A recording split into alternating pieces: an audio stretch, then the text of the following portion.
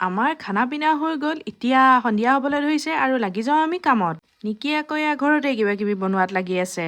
আমি খোৱা বস্তুটো তাইকো অলপমান দি থৈ আমি কামত ওলাই গ'লো। কাম মানে আমাক চাউল উঠাবলৈ দিয়া হৈছে ভাবিলো চাউলৰ মোনাটো আমাৰ ঘৰৰ পৰাই লৈ যাওঁ। সেই চলেৰে ইহঁতকেইজনীক বিহু পিঠাও খুৱাই দিলোঁ মই। এতিয়া সকলোৰে ঘৰত গৈ গৈ আমি চাউল উঠামগৈ। ৰাতিৰ খানা আমাৰ বহুত হেভি হ'ব আজি। এয়া খুৰাহঁতে চাওক হাঁহ কাটি আছে, লগতে খাহী মাংসও থাকিব। আমি চাউল উঠোৱালৈকে পুৰা সন্ধিয়াই হৈ গ'ল। ঠাণ্ডা দিন যে অলপ সোনকালেই সন্ধিয়া হয়, মানে ইমানো টাইম হোৱা নাছিল বাৰু, 5:30 মানহে হৈছিল। ভেলাঘৰৰ ওচৰত আহি দেখিছোঁ যে বৌহঁতে একদম চব্জি কাটি আছে। অকণমান হাত বঢ়াই দিলোঁ তেওঁলোককো।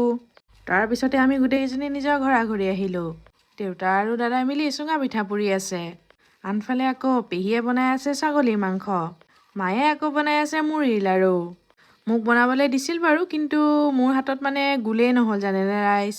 মায়ে বনোৱাকেইটা একদম মজা গোল হৈছে। নিজে বনাই লৈ আকৌ পেহীয়ে হেনো নিজে মাংস টেষ্ট কৰে বোলে। তাৰপিছত মোকো অলপমান দিলে টেষ্ট কৰি চাবলৈ। একদম তামাম হৈছে মাংসখিনি।